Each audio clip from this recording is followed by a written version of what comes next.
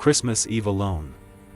Rachel Morgan stood by the frosted window of her small apartment, watching snowflakes dance under the streetlights below. The city hummed with holiday energy, but inside her quiet space, silence pressed against her like a heavy blanket. Her phone sat dark on the coffee table. No messages. No plans. Just another Christmas Eve that would pass like any ordinary night. She had tried to make peace with it. After her mother moved to Florida to be near her sister and her own relationship ended in September, Rachel had prepared herself for a solo holiday. She bought herself a nice bottle of wine, downloaded 3 movies she had been meaning to watch, and ordered enough Chinese takeout to last through the weekend. It would be fine. She was fine. But the ache in her chest suggested otherwise. The phone call. When her phone finally rang at 7 in the evening, she almost did not answer. The number showed Christopher Hayes, her friend from college days. They had stayed in touch over the years, meeting for coffee every few months, exchanging birthday wishes, and sharing the occasional funny message. But Christopher was busy. He ran a successful software company, traveled constantly, and moved in circles far removed from her modest life as a freelance graphic designer. Rachel, hey. Are you busy right now? His voice sounded different. Less polished than usual. More real. Define busy, she said, glancing at her microwave dinner. I'm about to have a hot date with some leftover pasta. He laughed, and she heard something like relief in it. Cancel that. I have a better idea. What kind of idea? The kind where you pack a bag and come with me to the mountains for Christmas. Rachel sat down slowly on her couch. What are you talking about? Don't you have some fancy party to attend or a flight to somewhere tropical? I canceled everything, Christopher said quietly. I was supposed to fly to the Bahamas with some business associates. Big yacht, expensive champagne, all that. But I woke up this morning and realized I did not want any of it. I wanted something real. Saying yes. She should have said no. It was sudden, strange even. But something in his voice pulled at her. Why me?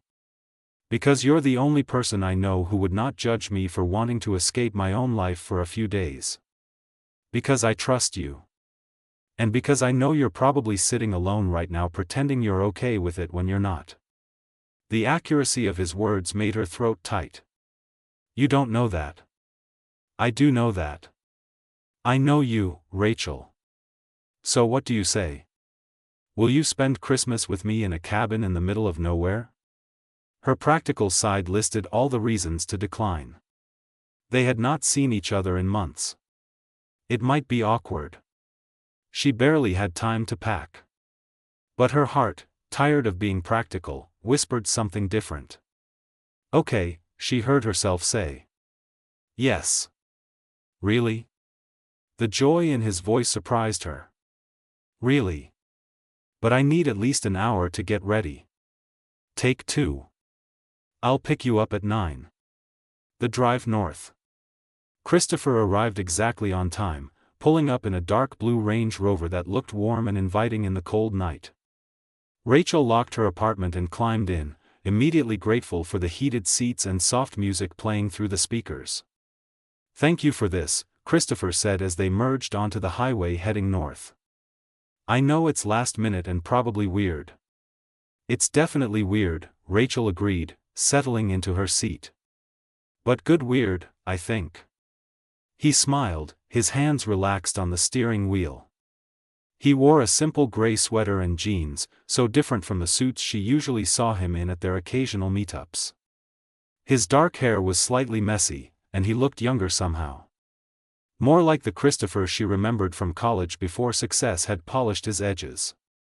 They drove in comfortable silence for a while, leaving the city lights behind. The highway stretched ahead, flanked by dark forests dusted with snow. Other cars grew sparse as they traveled deeper into the mountains. Memories and confessions. Do you remember Professor Hendricks? Christopher asked suddenly. Rachel laughed. The one who gave impossible exams and then curved them so dramatically that everyone passed. That's the one. I was thinking about his class earlier today. How stressed we all were, how sure we were that we'd fail. And then none of it mattered in the end. Why were you thinking about that? He was quiet for a moment, his eyes on the road. I've been stressed lately. Really stressed. Building this company, maintaining this image, meeting everyone's expectations. And today I realized I felt exactly like I did in that class. Sure, I was failing at something important. But maybe, like Professor Hendrick's tests, it does not matter as much as I think it does. Rachel studied his profile in the dim light. What are you really running from, Christopher? Loneliness, he said simply. The kind that exists even when you're surrounded by people. Maybe especially then. She understood that more than she could say. I get it. I know you do. That's why I called you. The GPS announced they were 30 minutes from their destination. Snow began falling more heavily, coating the windshield before the wipers swept it away. The world outside became a tunnel of white and black, intimate and isolated. Arrival at the cabin. The cabin emerged from the trees like something from a storybook. Wood and stone and windows glowing with yellow light. Christopher had arranged for the property manager to turn on the heat and lights before their arrival. Smoke curled from the chimney, promising warmth inside. This is beautiful, Rachel breathed as they parked. Wait until you see inside. He was right. The interior took her breath away. Exposed beams crossed the ceiling. A stone fireplace dominated one wall, already crackling with fire. Comfortable furniture invited relaxation. The kitchen gleamed with modern appliances and rustic charm. Everything felt both luxurious and welcoming. There are 2 bedrooms, Christopher said, carrying in their bags. You can have the master upstairs. It has the better view. I'll take the one down here, Rachel said quickly. You picked this place. You should have the best room. He did not argue, just smiled in a way that made her wonder what he was thinking. They spent the next hour unpacking and exploring. Christopher had stopped at a grocery store and bought enough food for a week. Wine, cheese, fresh bread, vegetables, steaks, and all the ingredients for hot chocolate. He thought of everything. As Rachel arranged her things in the downstairs bedroom, she caught her reflection in the mirror above the dresser. Her cheeks were flushed from the cold. Her eyes looked brighter than they had in months. Something had shifted on that drive north. Some wall she had built around herself had developed cracks. Outside, the snow continued falling. Inside, 2 old friends stood on the edge of something neither quite understood yet. Christmas Eve had only just begun, morning light and new snow. Rachel woke to a world transformed. Through the bedroom window, everything had turned white. Snow covered the trees in thick layers, bent branches low, and created a hushed stillness that felt almost sacred. The storm had continued through the night, and from the look of the drifts piled against the cabin walls, they were completely snowed in. She pulled on warm socks and a thick cardigan over her pajamas, then ventured into the main room. The fire had burned down to embers, and the cabin held a pleasant chill that made her appreciate the warmth more. Christopher was already awake, crouched by the fireplace, building up the fire again. He wore flannel pants and a navy thermal shirt, his hair still messy from sleep. "Merry Christmas," he said without turning around. "Merry Christmas. How long have you been up?" "About an hour. I checked outside. We're not going anywhere today. Maybe not tomorrow either. The snow is at least 3 feet deep, and more is coming." He turned to look at her, and something in his expression made her heart skip. "I hope you don't mind being stuck here with me. I can think of worse places to be stranded," Rachel said, moving to the kitchen. "Coffee? Please. I'll finish this and then make us breakfast." Snowed in together. They worked side by side in the kitchen, falling into an easy rhythm. Christopher whisked eggs while Rachel sliced fresh fruit and toasted bread. The intimacy of the domestic scene felt both natural and startling. Outside, the wind picked up, rattling the windows gently, but inside they had created a warm bubble separate from the rest of the world. "I can't remember the last time I had a homemade Christmas breakfast," Christopher said as they sat at the small table by the window. "Usually I'm at some hotel buffet or eating whatever the catering service brings to whatever event I'm attending." "That sounds lonely." "It is." He looked down at his plate. "I did not realize how lonely until recently. Success is supposed to feel good, but mostly it just feels empty. Like I'm playing a part in someone else's life." Rachel set down her fork. "Why do you do it then? You have enough money. You could step back, hire someone else to run the company, do something different." "Fear, I think. Fear that if I stop performing, people will realize I'm not actually that special. That I just got lucky." He laughed, but there was no humor in it. "Pretty pathetic for a millionaire, right?" "It's human," Rachel said softly. "We all have those fears. Mine is that I'm wasting my talent. That I should be doing something bigger than designing logos for small businesses. But I'm too scared to try." Christopher reached across the table and squeezed her hand. The gesture was simple, friendly, but his hand lingered a moment longer than necessary. "Your work is beautiful. I still have that painting you gave me for graduation hanging in my office. The abstract one with all the blues? That one. People ask about it all the time. I never tell them who made it because I want to keep you as my secret." The confession hung in the air between them. Rachel felt her cheeks warm and gently pulled her hand back to pick up her coffee cup. Stories by the fire. They spent the morning playing cards and talking. Christopher told her about the pressure of board meetings, the exhaustion of always being on, the relationships that had failed because he could never fully let his guard down. Rachel shared her own struggles with feeling stuck, with watching friends get married and buy houses while she stayed in the same small apartment, designing the same types of projects year after year. "Do you ever think about college?" Christopher asked during a pause in their gin rummy game. How simple everything felt back then. All the time. We thought we had so many problems, but really we just had time and possibility. We had each other too. That whole group. Remember Friday nights at Mario's Pizza? Rachel smiled at the memory. And you always ordered pineapple on your pizza, and everyone gave you grief about it. I stand by that choice. Pineapple belongs on pizza. You're wrong, but I respect your conviction. They laughed together, and Rachel realized how much she had missed this. Not just Christopher specifically, but genuine connection. Laughter that came from real friendship rather than polite social obligation. The afternoon storm. By afternoon, the storm intensified. Wind howled around the cabin, and snow fell so thickly they could barely see the trees 20 feet away. Christopher built up the fire again while Rachel found a box of old board games in the closet. They settled on the couch with blankets and hot chocolate, playing Scrabble with competitive intensity.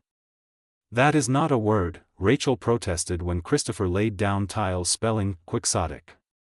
It absolutely is. It means impulsive and romantic, chasing impossible dreams. Use it in a sentence. It was quixotic of me to think I could spend Christmas with my college friend and not remember why I had such a massive crush on her back then. The words landed between them like a stone dropped in still water. Rachel's breath caught. Christopher's expression shifted from playful to serious, his dark eyes holding hers with an intensity that made her pulse race. "Christopher. I'm sorry. That was too honest." He started to pull back, but Rachel grabbed his wrist. "Don't apologize. Just explain. Truth in the firelight." He set down his Scrabble tiles and turned to face her fully. The fire cast moving shadows across his face, highlighting the strong line of his jaw, the vulnerability in his eyes. Junior year. Spring semester. You had just started dating that guy from the theater department. What was his name? Trevor. Right, Trevor. And I remember thinking I had waited too long. That I should have said something sooner. But we were friends, and I did not want to risk that. So I just buried it and convinced myself it was a phase. He paused, his voice dropping lower. But it never really went away, Rachel. Every time I've seen you over the years, every coffee, every random text, there was always this part of me that wondered what if. Rachel's heart pounded so hard she felt dizzy. Why didn't you ever say anything? Same reason you never said anything. I never said I. You did not have to. His hand moved to her face, his thumb brushing her cheek with heartbreaking gentleness. I know you, Rachel. I've always known you. The way you look away when you're nervous. The way you bite your lower lip when you're thinking hard about something. The way you're doing both of those things right now. She was. She had not even realized it. The almost kiss. What are we doing, Christopher? Her voice came out as barely a whisper. I don't know. But I'm tired of pretending. I'm tired of living the life everyone expects instead of the one I actually want. And what I want is sitting right here in front of me. The space between them seemed to shrink. Rachel could feel the heat of his body, could smell the subtle scent of his cologne mixed with wood smoke. Her brain screamed warnings about ruining their friendship, about the complications, about how different their lives were. But her heart had stopped listening to her brain somewhere around the third hour of driving through the snow the night before. I'm scared, she admitted. Me too. What if it doesn't work? What if we lose this? She gestured between them. What if it does work? What if we've been missing out on something incredible because we were too afraid to try? Outside, the wind howled and the snow continued its relentless fall. Inside, time seemed to slow. Christopher's hand remained on her face, his eyes searching hers for permission, for courage, for confirmation that she felt this too. Rachel made a decision. She closed the distance between them and pressed her lips to his. The kiss. For a heartbeat, neither moved. Then Christopher's arms came around her, pulling her closer, and the kiss deepened. It was tentative and hungry all at once. Years of wondering, of what-ifs, of carefully maintained boundaries dissolving in an instant. His hands tangled in her hair. Her fingers gripped his shirt. The Scrabble board tumbled forgotten to the floor. When they finally broke apart, both breathing hard, Rachel pressed her forehead against his. Her whole body trembled. That was. Christopher started. Yeah. Should we talk about it? Probably. But neither pulled away. They stayed close, wrapped together on the couch while the fire crackled and the storm raged outside. The world had narrowed to just this cabin, just this moment, just the two of them finally being honest. I don't want this to end tomorrow, Christopher said quietly. When the snow clears and we go back to our regular lives. Then maybe it doesn't have to. He pulled back enough to look at her properly. Hope and fear mixed in his expression. You mean that? I think I've been waiting for you to figure this out for 10 years, Christopher Hayes. I'm not interested in pretending anymore either. A smile broke across his face, genuine and unreserved in a way she had never seen before. He kissed her again, softer this time, with a tenderness that made her chest ache. Outside, Christmas Day faded into evening. Inside, two old friends discovered they had always been meant to be something more, Christmas morning clarity. Rachel opened her eyes to soft winter light filtering through the curtains. For a moment, she forgot where she was. Then memory flooded back, the cabin, the snowstorm, Christopher's confession, and the kisses that had continued late into the night until they finally forced themselves to separate and retreat to their own bedrooms. She touched her lips, still feeling the ghost of his mouth on hers. Her heart hammered with a mixture of joy and terror. Everything had changed. There was no going back to simple friendship now. They had crossed a line drawn 10 years ago, and the landscape on this side looked both thrilling and uncertain. The smell of coffee drifted from the kitchen. Rachel pulled on her warmest sweater and brushed her hair, catching her reflection in the mirror. Her eyes looked brighter somehow. Alive in a way they had not been for months. She took a deep breath and opened her bedroom door. Christopher stood at the stove, making pancakes. He wore jeans and a soft gray sweater that made his dark eyes even more striking. When he heard her footsteps, he turned, and the smile that lit his face erased any lingering doubts she might have had. "Good morning," he said, his voice warm with affection. "Morning." She moved toward him, suddenly shy despite everything that had happened the night before. He set down the spatula and pulled her into his arms, kissing her forehead. "I was worried you might regret last night." "I was worried about the same thing," she admitted against his chest. "And do you regret it?" Rachel pulled back to look up at him. "No." "Do you?" "Not even a little bit." He tucked a strand of hair behind her ear. "But we should probably talk about what happens next. Breakfast and big questions." They sat at the table with pancakes, fresh fruit, and steaming mugs of coffee. The storm had finally passed, leaving behind a world wrapped in pristine white. Sunlight sparkled off the snow, turning everything into a winter wonderland that felt separate from reality. "I've been thinking," Christopher began, drizzling syrup over his pancakes, "about my life and what I actually want from it. I built this company because I thought success would make me happy. That having money and influence would fill whatever was missing. But it hasn't. What do you want instead?" He looked at her with such intensity that her breath caught. "This. What we had yesterday and last night. Real conversation. Real connection. Someone who knows me before all the success and still wants to be around me. I want to stop performing and start living." Rachel set down her fork. "That sounds good in theory, Christopher. But what does it mean practically? You have responsibilities. A company with employees depending on you. A life in the city that you can't just walk away from. I'm not talking about walking away from everything. I'm talking about restructuring.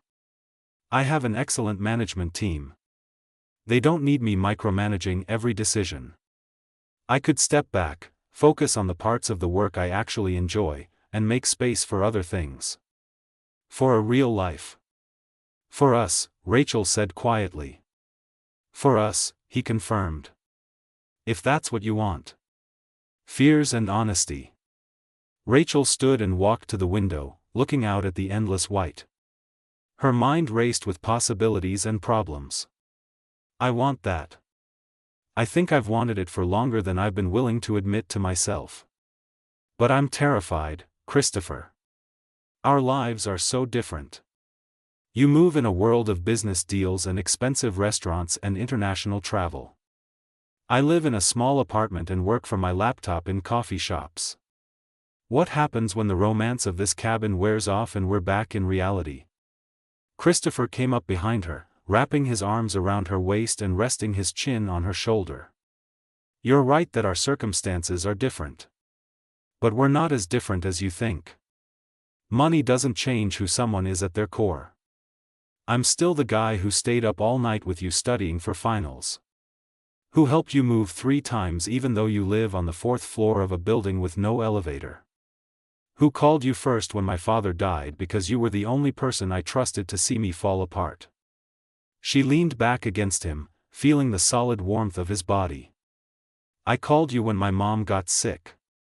When I lost my biggest client. When Trevor broke up with me over text message. We've always been there for each other.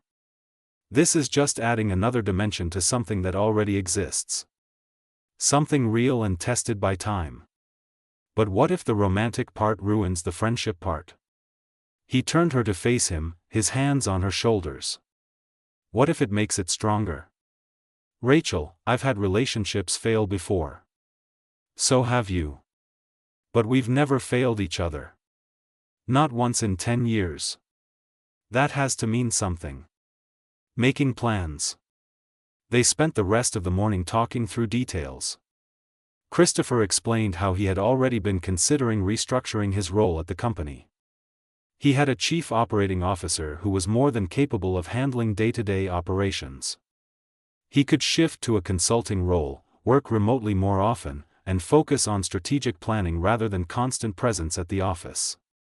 Rachel admitted she had been wanting to pursue more ambitious projects. Maybe finally putting together that portfolio of paintings she had been dreaming about. Taking on select clients rather than accepting every small job that came her way out of financial fear. Christopher immediately offered to help, not with money. She was quick to clarify she did not want handouts, but with connections and advice. I know gallery owners, he said. People who would love your work if they saw it. Let me introduce you. What you do with those introductions is entirely up to you. The conversation flowed easily, punctuated by kisses and laughter. They made lunch together, throwing together sandwiches and soup, feeding each other bites and stealing glances that made Rachel's stomach flutter like she was a teenager again. Afternoon adventures. After lunch, they bundled up in winter gear and ventured outside. The snow came up to their knees in places, making walking difficult but magical. Everything looked clean and new. Their breath formed clouds in the cold air. The silence of the forest pressed around them, broken only by the occasional sound of snow sliding off branches. Christopher pulled her close, kissing her cold nose. Thank you for saying yes when I called. For taking a chance on this. Thank you for calling. For seeing what I needed before I knew how to ask for it. They made snow angels like children, laughing when Christopher fell trying to get up without ruining his. They threw snowballs with terrible aim. They stood together looking at the view of mountains stretching endlessly into the distance, and Rachel felt something settle in her chest. Peace. Certainty. The sense that she was exactly where she was meant to be. Evening promises. As the sun began to set, painting the snow in shades of pink and gold, they returned to the cabin. Christopher built up the fire while Rachel opened a bottle of wine. They settled on the couch together, Rachel tucked against his side, his arm around her shoulders. I want to do this right, Christopher said into the quiet. Not rush. Not assume. I want to take you on proper dates. Meet your friends. Let you meet mine. Build this the way it deserves to be built. That sounds perfect. But I also want you to know that I'm serious about this. About us. I'm not interested in something casual. I've waited 10 years. I know what I want. Rachel tilted her face up to look at him. What do you want? Everything. All of you. Every morning and every night. Every success and every struggle. I want the life we could build together. Her eyes filled with tears. Happy tears. Overwhelmed tears. Tears for the years they had wasted being afraid and for the future that suddenly stretched before them full of possibility. I want that too, she whispered. He kissed her then, slow and deep, and Rachel let herself fall completely. No more holding back.